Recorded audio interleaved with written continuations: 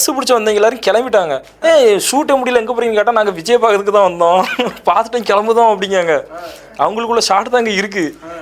அது ரொம்ப ஒரு காமெடியான ஒரு விஷயம் ஆகி போச்சு.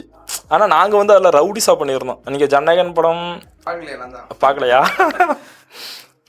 அதில் வருவேன், ஒரு 2 இடத்துல வருவேன், ஆனால் டைலாக் கிடைக்கல.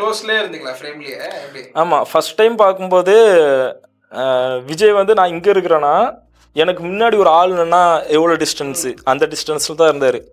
நான் வந்து சின்ன வயசுலேருந்து ரொம்ப பெரிய விஜய் ஃபேனு.